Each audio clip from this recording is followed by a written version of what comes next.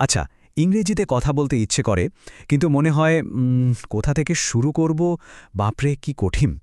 যদি এমনটা মনে হয়ে থাকে, তাহলে আজকের এই আলোচনা কিন্তু একদম আপনাদের জন্য। আমরা দেখব কিভাবে খুব সহজ কিছু বাক্য দিয়ে রোজকার কথাবার্তা ইংরেজিতে চালিয়ে নেওয়া যায়। তাহলে চলুন শুরু করা যাক।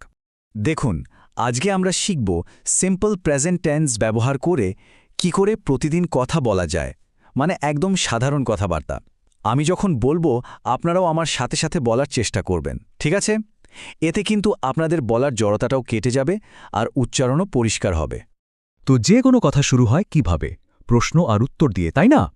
চলুন প্রথমে আমরা কিছু বেসিক প্রশ্ন আর তার উত্তর দেখে নিই, যেগুলো আমরা প্রায় প্রতিদিনই ব্যবহার করি।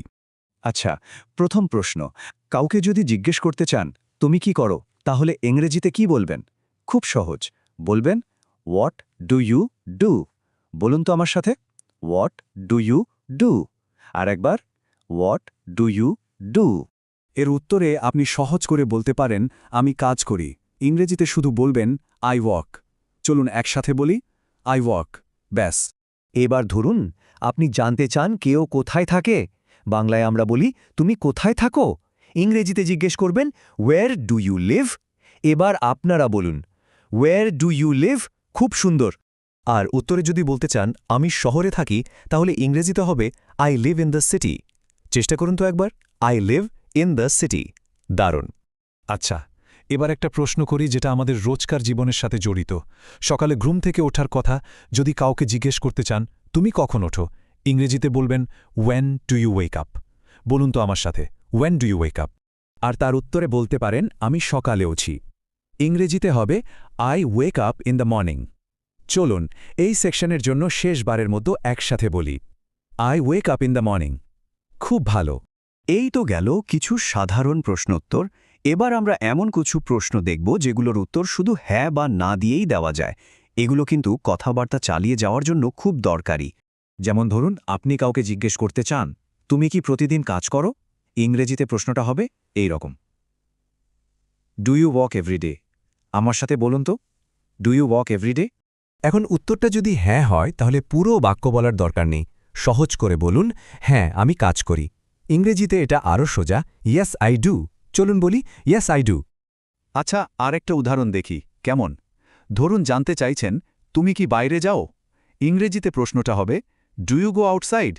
এবার আপনারা বলুন, ডু ইউ গো আউটসাইড। আর উত্তরটা যদি না হয়, তাহলে কি বলবেন? বাংলায় আমরা বলি না, আমি বাইরে যাই না। ইংরেজিতে বলবেন নো আই ডু নট। বলুন আমার সাথে, নো আই ডু নট। দারুণ। তো সাধারণ প্রশ্ন উত্তর তো হলো। এবার কথাটাকে আরেকটু এগিয়ে নিয়ে যেতে হবে, তাই না? চলুন এবার দেখি কেন আর কিভাবে, মানে ওয়াই আর হাউ দিয়ে কি করে প্রশ্ন করা যায়। এতে আলোচনাটা আরও জমে উঠবে। যেমন খুব দরকারি একটা প্রশ্ন, তুমি কেন ইংরেজি শিখো? ইংরেজিতে এটা জিজ্ঞেস করবেন why do you learn English. বলুন তো আমার সাথে, why do you learn English. এর একটা খুব সহজ উত্তর হতে পারে আমি কথা বলার জন্য শিখি। ইংরেজিতে বলবেন আই লার্ন টু স্পিক। চলুন একসাথে বলি, আই লার্ন টু স্পিক। আচ্ছা, কেন তো জানা গেল, এবার জানতে হবে কিভাবে। প্রশ্নটা হলো তুমি কিভাবে শেখো। ইংরেজিতে জিজ্ঞেস করবেন হাউ ডু ইউ লার্ন। এবার আপনারা বলুন হাউ ডু ইউ লার্ন। আর এটার সবচেয়ে সেরা উত্তর কি জানেন? উত্তরটা হলো আমি প্র্যাকটিস করে শিখি। ইংরেজিতে বলবেন আই লার্ন বাই প্র্যাকটিসিং। আমার সাথে বলুন আই লার্ন বাই প্র্যাকটিসিং। আর এই যে প্র্যাকটিসিং বা অনুশীলন, এটাই কিন্তু আসল চাবিকাঠি। চলুন এই ব্যাপারেই পরের অংশে কথা বলি। দেখুন, যে কোনো কিছু শেখার, বিশেষ করে ভাষা শেখার মূল মন্ত্রটাই হলো অনুশীলন, মানে প্র্যাকটিস। তো চলুন দেখি এটা করার সবচেয়ে সহজ উপায়টা কি। ইংরেজিতে ভালো করে কথা বলার আসল রহস্যটা কিন্তু মাত্র এই 3টে সহজ ধাপের মধ্যেই আছে। 1 নম্বর, মন দিয়ে শুনুন, মানে লিসেন। 2 নম্বর, যা শুনলেন সেটাই আবার বলুন, মানে রিপিট। আর 3 নম্বর, যেটা সবচেয়ে জরুরি, সেটা হলো প্রতিদিন অনুশীলন করুন, মানে প্র্যাকটিস। ব্যাস, এই 3টে জিনিস ঠিকমতো করতে পারলেই কিন্তু আপনি সফল হবেনই। তাই মনে রাখবেন, আজকে আমরা যে এই ছোট্ট ছোট্ট কথাবার্তা শিখলাম, এগুলো রোজ একটু একটু করে প্র্যাকটিস করতে হবে। প্রতিদিন অল্প অল্প করে বললেই দেখবেন ইংরেজিতে কথা বলার অভ্যাসটা তৈরি হয়ে গেছে। আর এটাই কিন্তু সফল হওয়ার আসল উপায়।